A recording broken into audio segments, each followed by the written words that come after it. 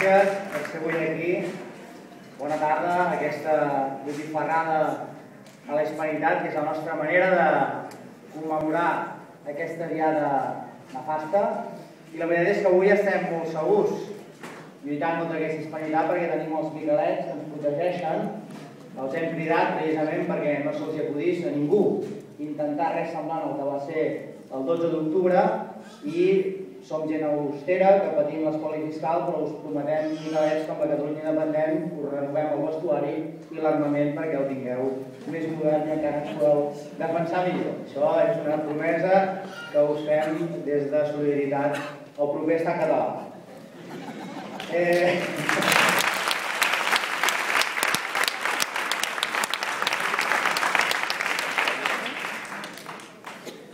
Bé, la veritat és que el 12 d'octubre és una data realment curiosa, oi? Perquè és una celebració que fan els espanyols i que és absolutament extemporània i estranya dins del món civilitzat. Ells celebren la conquesta, celebren la destrucció, celebren l'assassinat, celebren tot allò que cap altre poble vol celebrar.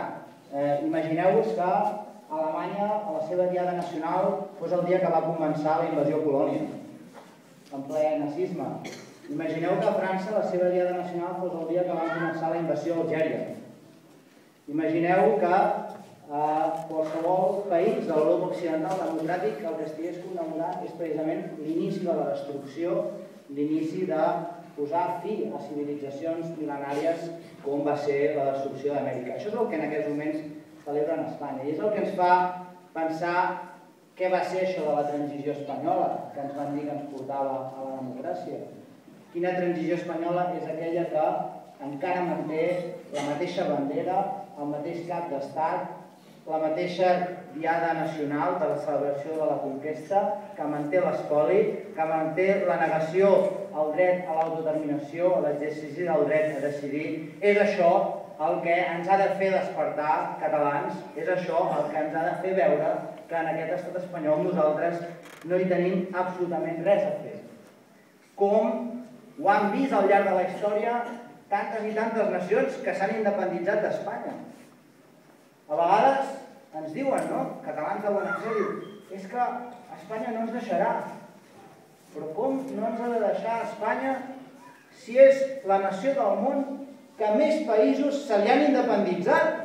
Si és que tenen la mà trencada en veure com se li van independitzant països un rere l'altre perquè no n'hi ha cap que vulgui mantenir-se dins d'aquest estat opressor espanyol. És la nació del món que més països se l'han independitzat. Veiem Anglaterra, on la reina d'Anglaterra encara és la cap d'estat de més de 30 nacions del món, que encara té un prestigi, que encara pensen en aquesta democràcia que van instaurar. El rei d'Espanya no el vol ningú com a cap d'estat. No hi ha cap país que el vulgui, el rei d'Espanya com a cap d'estat. Perquè només han portat que destrucció, només han portat que a fracassos. Avui hem d'explicar una bona notícia. Estava repassant ara mateix una mica la història i veient com i quan es van independitzar les nacions d'Amèrica. I és curiós perquè els cicles de dominació política de l'estat espanyol tenen una constant. I és que no duren més de 300 anys. No duren més de 300 anys. Clar, a nosaltres ens va tocar el 1714 i no duren més de 300 anys. I això acaba, el 2014 acaba el límit històric que duren les dominacions de l'estat espanyol. Ara repassava la declaració d'independència de Bolívia, l'Alt Perú, en aquella època, el 1825. Bolívia va ser conquerida el 1535. Per tant, no va arribar als 300 anys. I què deia la declaració d'independència de Bolívia? I ho poso com a exemple del que pensaven i del que pensen aquells que van ser dominats, aquells que van ser conquerits a partir del 12 d'octubre del 1492. Deien, ha arribat, a la declaració d'independència de l'Alt Perú, a Bolívia, deien, ha arribat a l'Alt Perú el venturós dia en què ens emancipem del poder injust, opressor i miserable del rei Ferran VII, 1000 vegades corroborat amb la sang dels nostres fills. Ha arribat el dia que acaba la condició degradant de colònia d'Espanya. El món sap que l'Alt Perú ha estat el país d'Amèrica on va vessar la primera sang dels homes lliures i la terra on existeix la tomba de l'últim dels tirans espanyols. proclamem la resolució irrevocable de governar-nos a nosaltres mateixos. Ja ens toca als catalans, oi? Ja ens toca als catalans fer aquesta declaració d'independència. Això és el que en els propers anys nosaltres ens hem de convèncer de que és possible. Nosaltres hem de deixar de dir allò de no ens deixaran, que és que aquests combatents, aquests lluitadors d'Amèrica estaven pensant en el no ens deixaran. Ells es van aixecar, ells van lluitar, ells van batallar i avui tenen la seva independència. Nosaltres tenim un avantatge, i és que avui només necessitem la força de la democràcia, la força dels nostres vots, omplir les urnes de vots independentistes. Aquest és l'esforç que avui ha de fer el nostre poble per independitzar-se. I per tant tenim aquesta enorme responsabilitat. Aquest any 2011 ha marcat un punt d'inflexió a la història del nostre país. Què ha passat aquest any 2011? Aquest any 2011 és l'any del no hi ha més remei. És l'any del no hi ha més remei. És a dir, no hi ha més remei que aconseguir la independència. Perquè abans, quan encara no hi havia aquesta crisi econòmica tan brutal que està devastant la nostra economia, la independència sempre l'explicava per viure millor. Volem la independència per viure millor. Aquest any ens anem adonant que la independència és per viure. És per viure.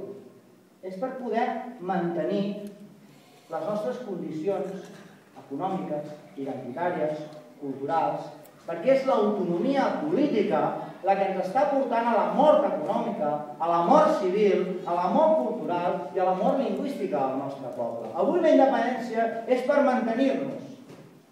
Hi ha qui a vegades ens diu és que fa por, el futur fa por, l'esdevenidor, fa por aquest procés complex i difícil cap a la independència. Escolteu, a mi el que em fa por és l'autonomia política, és mantenir-nos tal com estem, és veure com els nostres fills han d'emigrar, és veure com hi ha retallades, és veure com posem en perill la vida de les nostres persones, de les nostres gents, que amb les retallades sanitàries es poden trobar que no tinguin assistència sanitària. Això és el que a mi avui em fa por. Això és el que a tots nosaltres ens ha de fer por. Això és el que hem d'explicar a tot el nostre poble que li ha de fer por. Ningú ha de tenir por de la llibertat. Ningú ha de tenir por d'un futur de llibertat, un futur on ens podem governar a nosaltres mateixos. Avui el que ens ha de fer por és mantenir-nos en aquesta autonomia política. L'any 2011 és l'any que s'ha acabat el bloc, que ens adonem que o anem cap a la independència política o anem cap a la destrucció del nostre poble. I nosaltres no ens farem responsables de la destrucció del nostre poble.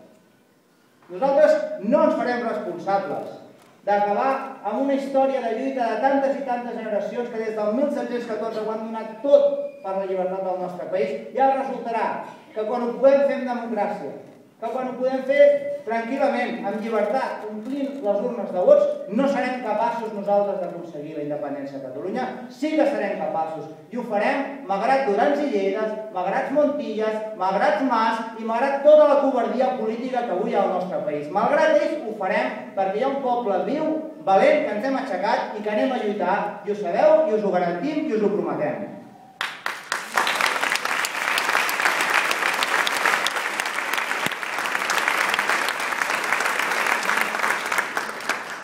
I la situació és la que és. Han caigut ja les venes dels nostres ulls. Han caigut. Allò que teníem ja està en risc. Ja han dictaminat els tribunals que reintrodueixi el castellà com a llengua vehicular a les nostres escoles. Ja ho han dictaminat els tribunals. Que la política catalana, el primer que va fer quan va haver-hi aquesta sentència del Tribunal Suprem va ser dir no passa res, no us preocupeu, això només afecta unes quantes famílies. I aquí tothom a continuar com si res hagués passat, fins que va arribar l'hora que el Tribunal Superior de Justícia de Catalunya va dir introdueixin de nou, i el de nou es referia a l'època franquista, perquè el de nou volia dir introdueixin de nou, com ja feien a l'època franquista, el castellà com a llengua vehicular a l'escola. Llavors vinga, correm tots. Aquest és l'estat espanyol que avui tenim davant nostre. Avui tenim un pressupost de la Generalitat autonòmica que expliquem-ho, i la setmana que ve li explicarem al conseller d'Economia, que ja ho sap, però li ho direm en el Parlament de Catalunya, que el pressupost de la Generalitat de Catalunya s'està africanitzant. I què volem dir amb que el pressupost de la Generalitat de Catalunya s'està africanitzant? No que la cosa ja sigui negra, que ja ho és de negre, sinó